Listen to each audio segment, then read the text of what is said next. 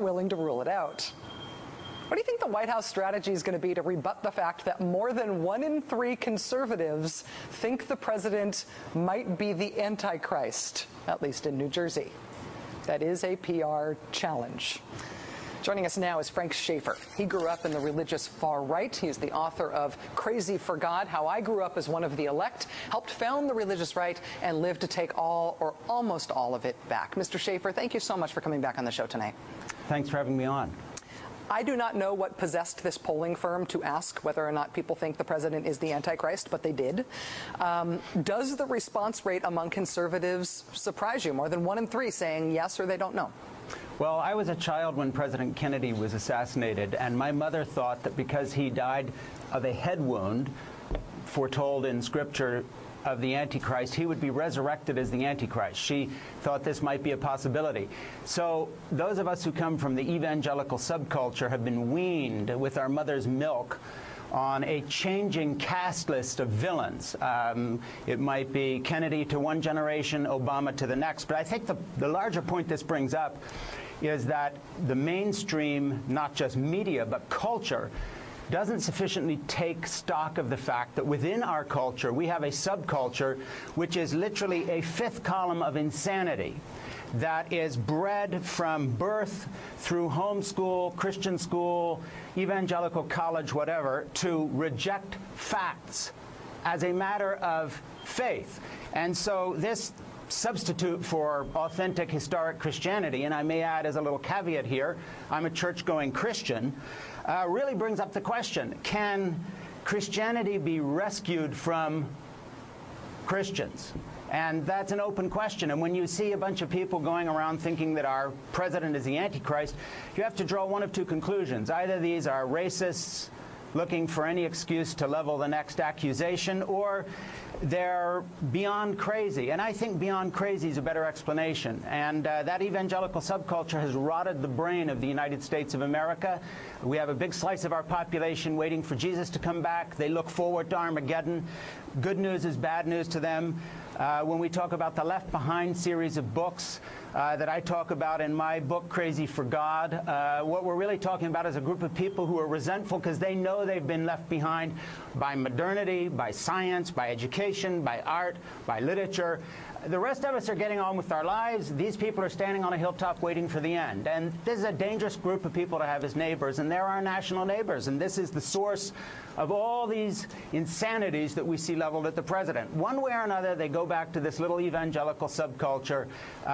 It's a disaster. It is one thing, though, to think about these as almost cultish views, to think about these as views that are on the fringes of beyond the edge of mainstream Christianity. It's another thing to look at the numbers. I mean, in this same poll, the numbers are also really high on the question of whether or not the president was born in the United States. 61% of McCain voters in New Jersey expressing doubt that Obama is American, saying he definitely wasn't born in the U.S. or they're not sure.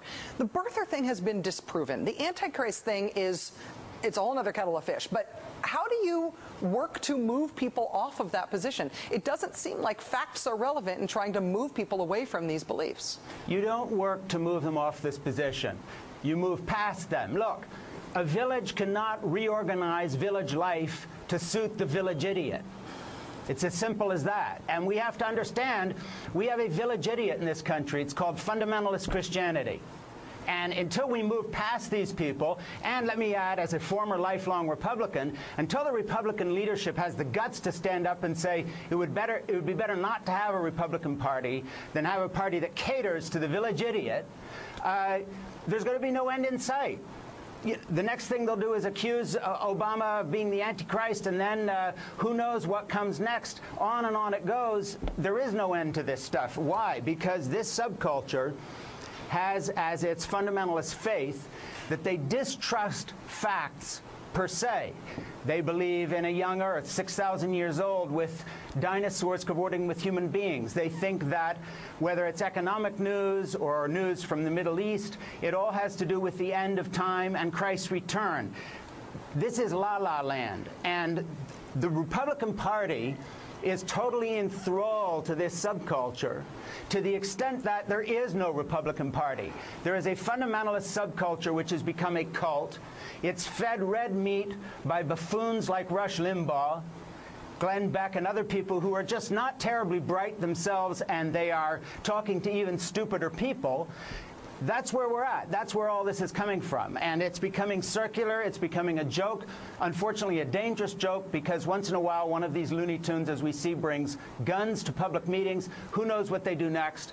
It's a serious thing we all have to face, but the Democrats and sane Americans just have to move past these people, say, go wait in the hilltop for the end. The rest of us are going to get on with rebuilding our country. Mr. Schaeffer, briefly, is there anybody on the right who could be constructive here if they wanted to be, to the extent that people could be moved off of these conspiracy theories? And I understand your point that it's not true that all of them could be. But is there anybody who could be influential to try to stop the impact of these conspiracies? Look, in the year 2000, I worked for John McCain to try to get him elected in the primaries instead of George Bush. But John McCain sold out by nominating Sarah Palin, who comes directly from the heart of this movement and carries with her all that baggage. So he sold out. I don't see anybody on the Republican side of things these days who has the moral standing to provide real leadership, or who will risk their position to do so. Frank Schaeffer, author of Crazy for God, thank you very much for your time tonight, sir. It's always fascinating and a pleasure to have you on the show. Thanks. Thanks a lot.